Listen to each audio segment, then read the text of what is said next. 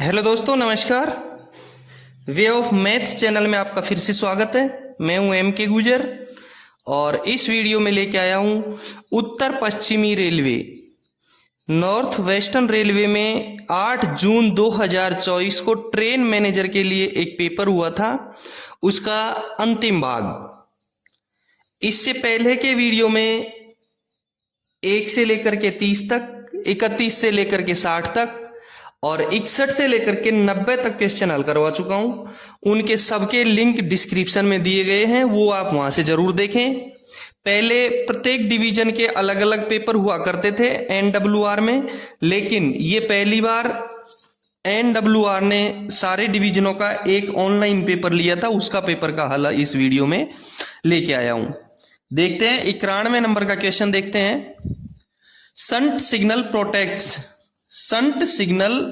Protect करता है, सुरक्षा करता है। ए में दे रखा है रूट, बी में दे रखा है क्रॉस ओवर, सी में दे रखा है सिग्नल और डी में दे रखा है पॉइंट। बिल्कुल करेक्ट आंसर इसका रहेगा D, point. Shunt signal point की सुरक्षा करता है। एक चीज मैं आपको बता दूं कि सभी रोक सिग्नल हैं वो पॉइंट का बचाव करते हैं, चाहे होम सिग्नल हो चाहे स्टार्टर सिग्नल हो। होम सिग्नल और स्टार्टर सिग्नल दोनों रोक सिग्नल हैं और दोनों के दोनों signal, shunt signal, home signal और स्टार्टर सिग्नल सभी पॉइंट का बचाव करते हैं। और एडवांस स्टार्टर ब्लॉक सेक्शन का बचाव करता है। एडवांस स्टार्टर ब्लॉक सेक्शन में जाने की अनुमति प्रदान करता है और ब्लॉक सेक्शन में जाने की अनुमति के साथ साथ ब्लॉक सेक्शन का बचाव भी करता है। 91 नंबर का क्वेश्चन का करेक्ट आंसर हुआ डी। 92 नंबर का क्वेश्चन देखेंगे। यदि नए सिग्नल स्थापित किए जाते हैं या उनका स्थान परिवर्तन किया जाता है तो कितने दिनों के लिए सावधानी आदेश जारी किया जाना चाहिए? ए में 60 दे रखा है, बी में 90 दे रखा है, सी में 120 और डी में 30 दे रखा है। इसका करेक्ट आंसर रहेगा बी। यदि नया सिग्नल स्थापित किया जाता है या उसका स्थान परिवर्तन किया जाता है तो 90 दिन के लिए सावधानी आदेश जारी किया जाना चाहिए। ठीक है। 93 नंबर का क्वेश्चन देखेंगे। BVZI is what type of vehicle? BVZI किस प्रकार का वाहन है, किस प्रकार का व्हीकल है? ए में दे रखा है 4 wheeler vacuum brake van, B में दे रखा है 4 व्हीलर एयर ब्रेक वैन और सी में दे रखा है 8 व्हीलर एयर ब्रेक वैन और डी में दे रखा है 8 व्हीलर वैक्यूम ब्रेक वैन। देखो, एक तो ये BVZC तो होता है 4 व्हीलर, 4 पहिए का 4 व्हीलर होता है और BVZI होता है 8 व्हीलर। और जो BVZI होता है 8 व्हीलर होता है और एयर ब्रेक वाला है। ठीक है। 93 नंबर का क्वेश्चन का करेक्ट आंसर रहेगा C, 8 wheeler air brake van. 94 number का क्वेश्चन देखेंगे।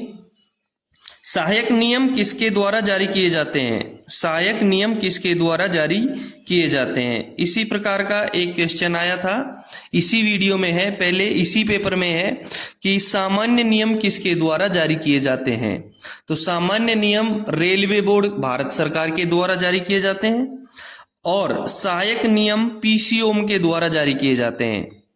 सहायक नियम 1.02 के 55 के 2 में साफ लिखा है कि सहायक नियम जारी करने तथा उनमें संशोधन करने का अधिकार महाप्रबंधक को है। सहायक नियम जारी करने का प्राधिकार केवल प्रमुख मुख्य परिचालन प्रबंधक को है, यानी PCOM को है। PCOM का फुल फॉर्म होता है प्रिंसिपल चीफ ऑपरेशन मैनेजर। तो 94 नंबर के क्वेश्चन का करेक्ट आंसर हुआ सी। क्वेश्चन नंबर 95 देखेंगे। डॉक प्लेटफॉर्म लाइन में प्रवेश करने वाली ट्रेनों की गति कितने किलोमीटर प्रति घंटे से अधिक नहीं होगी? ए में दे रखा है 5, बी में दे रखा है 8, सी में दे रखा है 10 और डी में दे रखा है 15। डॉक प्लेटफॉर्म लाइन में प्रवेश करने वाली ट्रेनों की गति 8 किलोमीटर प्रति घंटे से अधिक नहीं होगी। 95 नंबर के क्वेश्चन का करेक्ट आंसर होगा बी। 95 नंबर के क्वेश्चन का करेक्ट आंसर होगा बी। 96 नंबर का क्वेश्चन देखेंगे।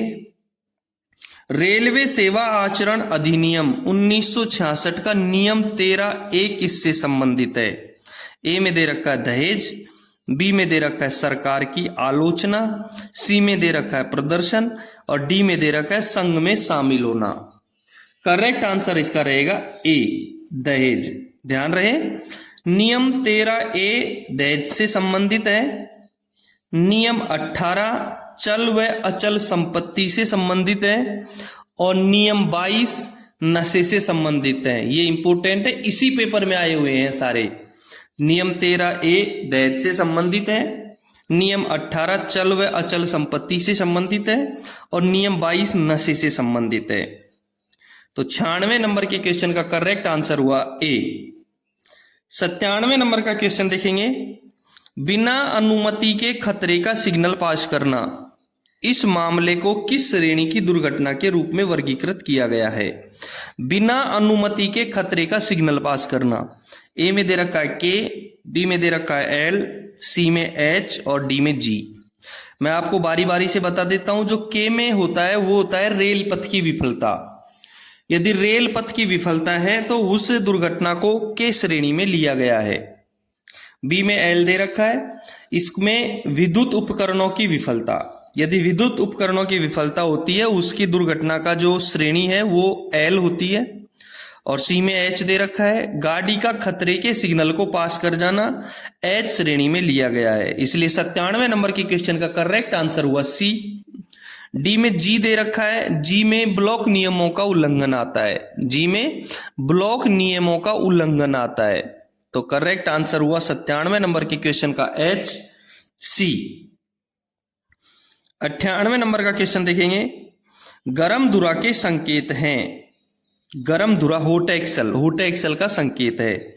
गरम तेल की गंध, बी में दे रखा है सीटी की आवाज, सी में दे रखा है आग की लपटें और धुआं, और डी में दे रखा है उपरोक्त सभी। बिल्कुल करेक्ट आंसर उसका हुआ डी, उपरोक्त सभी। यदि हॉट एक्सल है तो हॉट एक्सल में गर्म तेल की गंध भी आएगी, सीटी की आवाज भी आएगी, आग की लपटें और धुआं भी उठेंगी, यानी उपरोक्त सभी।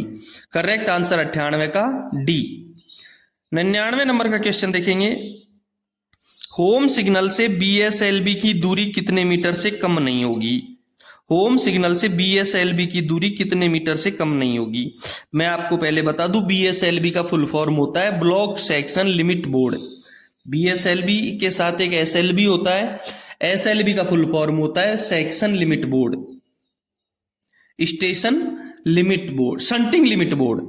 एसएलबी का फुल फॉर्म होता है शंटिंग लिमिट बोर्ड, और बीएसएलबी का होता है ब्लॉक सेक्शन लिमिट बोर्ड। ए में 180, बी में 120, सी में 100 और डी में 200 दे रखा है। ध्यान रहे, जो बीएसएलबी है वो एक आयताकार बोर्ड होता है जिसका रंग और बनावट सेम शंटिंग लिमिट बोर्ड के जैसी होती है। केवल नीचे के भाग में ब्लॉक सेक्शन लिमिट बोर्ड लिखा होता है।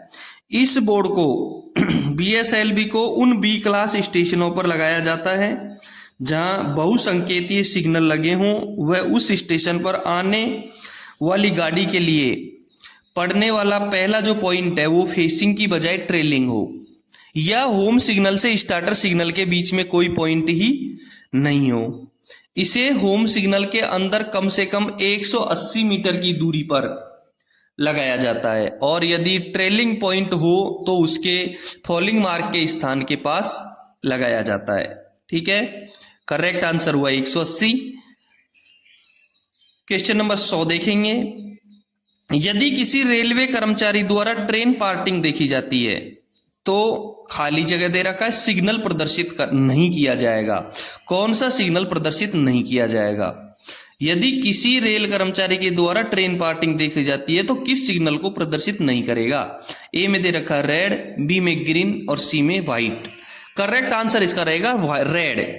देखो, यदि किसी कर्मचारी के द्वारा ट्रेन पार्टिंग देखी जाती है तो वो दिन में हरी झंडी को ऊपर से नीचे तक बारी हिलाएगा, दिन में हरी झंडी को ऊपर से नीचे तक प्रदर्शित करेगा, और रात में सफेद बत्ती को ऊपर से नीचे तक प्रदर्शित करेगा। तो ग्रीन और व्हाइट तो हो गया, लेकिन रेड नहीं हुआ। ट्रेन पार्टिंग में रेड सिग्नल नहीं दिखाया जाएगा, हॉट एक्सल में रेड सिग्नल दिखाया जाएगा। रेड सिग्नल कहां दिखाया जाएगा? हॉट एक्सल में, इमीडिएट रोकनी है गाड़ी। और ट्रेन पार्टिंग में रेड सिग्नल नहीं दिखाया जाएगा, दिन में ग्रीन बत्ती को ऊपर से नीचे, ग्रीन झंडी को ऊपर से नीचे, और रात में सफेद बत्ती को ऊपर से नीचे तक प्रदर्शित किया जाएगा। तो क्वेश्चन नंबर 100 का करेक्ट आंसर हुआ ए। क्वेश्चन नंबर 101 देखेंगे दोस्तों। अब इस पेपर में 100 क्वेश्चन तो होते हैं ऑपरेशन के से संबंधित और अन्य से संबंधित, और 10 क्वेश्चन होते हैं राजभाषा से संबंधित। 101 से लेकर के 110 क्वेश्चन तक राजभाषा के क्वेश्चन है। आपको 110 में से 100 क्वेश्चन हल करना अनिवार्य है। प्रथम 100 क्वेश्चन यानी कि शुरू से लेकर के 110 क्वेश्चन में जो पहले के जो 100 क्वेश्चन है वो जांचे जाएंगे, उनमें ही आपको हल करना है। 100 नंबर का 101 नंबर का क्वेश्चन देखेंगे। हर वर्ष हिंदी दिवस कब मनाया जाता है? 2 अक्टूबर, बी में 22 मई, सी में 14 सितंबर और डी में 14 मई। ध्यान रहे, ए में जो 2 अक्टूबर दे रखा है, सबको पता है कि 2 अक्टूबर गांधी जयंती के रूप में मनाया जाता है।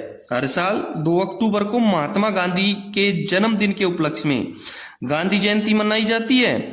संयुक्त राष्ट्र संघ इस दिवस को अंतरराष्ट्रीय अहिंसा दिवस के रूप में भी मनाता है।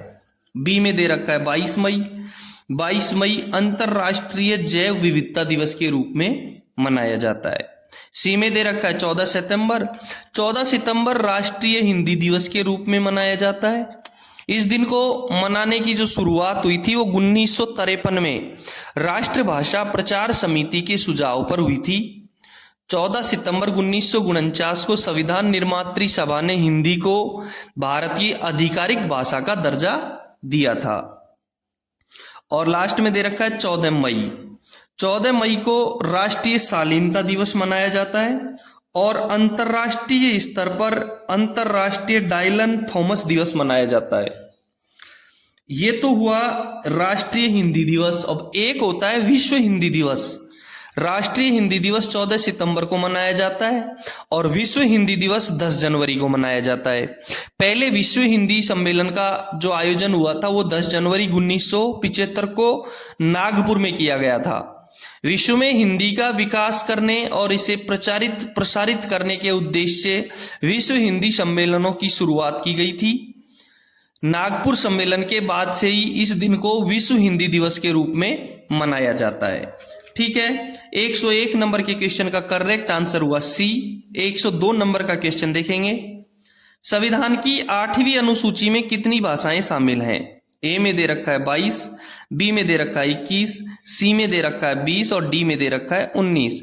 ये बहुत इंपॉर्टेंट है। ट्रेन मैनेजर का पेपर था एक, उसमें सोनपुर डिवीजन का, उसमें 7 जनवरी 2023 को भी आया था। और एक कंट्रोलर का पेपर था 9 सितंबर 2023 को आसनसोल का, उस क्वेश्चन में भी आया, उस पेपर में भी आया था। तो पहले मैं बता दूं आपको कि इसमें अनुसूची में 22 भाषाएं शामिल हैं और कौन कौन सी हैं। असमिया, बंगाली, गुजराती, कन्नड़, हिंदी, कश्मीरी, कोंकणी, मलयालम, मणिपुरी, मराठी, नेपाली, उड़िया, पंजाबी, संस्कृत, सिंधी, तमिल, तेलुगु, उर्दू, बोडो, संथाली, मैथिली और डोंगरी। ये 22 भाषाएं संविधान की 8वीं अनुसूची में शामिल हैं। शुरुआत में संविधान की जो अनुसूची 8वीं थी उसमें 14 भाषाएं शामिल थी, उसके बाद ये शामिल की गई हैं शेष भाषाएं। और एक इम्पोर्टेंट इसमें बता दूं कि नेपाली एक ऐसी भाषा है जो विदेशी भाषा होते हुए भी हमारे देश की 8वीं अनुसूची में सम्मिलित है। और एक अंग्रेजी भाषा ऐसी है जो हमारे कई राज्यों की राज्य भाषा होने के बावजूद भी हमारी 8वीं अनुसूची में शामिल नहीं की गई है। 102 नंबर के क्वेश्चन का करेक्ट आंसर हुआ ए। 103 नंबर का क्वेश्चन देखेंगे। राजभाषा गौरव पुरस्कार किसके लिए दिया जाता है? राजभाषा गौरव पुरस्कार किसके लिए दिया जाता है? ए में दे रखा है पत्र लेखन, बी में दे रखा है पुस्तक लेखन, सी में दे रखा है गीत लेखन। देखो, गृह मंत्रालय के राजभाषा विभाग की राजभाषा गौरव पुरस्कार योजना के तहत ज्ञान विज्ञान आधारित विषयों पर हिंदी में मौलिक किताब लिखने वाले लोगों को पुरस्कृत किया जाता है। और इस योजना के तहत हर साल 1 तारीख से दूसरी तारीख के बीच प्रकाशित किताबों को आमंत्रित किया जाता है। करेक्ट आंसर हुआ बी, पुस्तक लेखन के लिए। ठीक है, ये गृह मंत्रालय के राजभाषा विभाग की राजभाषा गौरव पुरस्कार योजना के तहत दिया जाता है। 103 नंबर के क्वेश्चन का करेक्ट आंसर बी हुआ। ध्यान रहे, आप ट्रेन मैनेजर का 8 जून 2024 को हुए उत्तर पश्चिमी रेलवे का पेपर देख रहे हैं। यदि आपने चैनल को अभी तक सब्सक्राइब नहीं किया है तो एक बार चैनल को सब्सक्राइब जरूर कर दें। और यदि आपको किसी भी पेपर का वीडियो वो पीडीएफ चाहिए तो डिस्क्रिप्शन में टेलीग्राम लिंक का चैनल का लिंक दे रखा है, आप उस पर क्लिक करें और अपना पीडीएफ डाउनलोड करें। दूसरा, यदि आपके डिवीजन में या रेलवे में किसी भी प्रकार का कोई विभागीय पेपर हुआ है तो उसे मुझे व्हाट्सएप नंबर या टेलीग्राम नंबर पर जरूर भेजें। 104 नंबर का क्वेश्चन देखते हैं। कौन सा अनुच्छेद भारत सरकार द्वारा हिंदी के उपयोग को बढ़ावा देने से संबंधित है? ए में दे रखा है 349, बी में दे रखा है 350, सी में 351 दे रखा है और डी में 352 दे रखा है। देखते हैं 349 का अनुच्छेद, उसमें क्या लिखा है। 349 में लिखा है भाषा संबंधी कुछ विधियों को अधिनियमित करने के लिए विशेष प्रक्रिया है।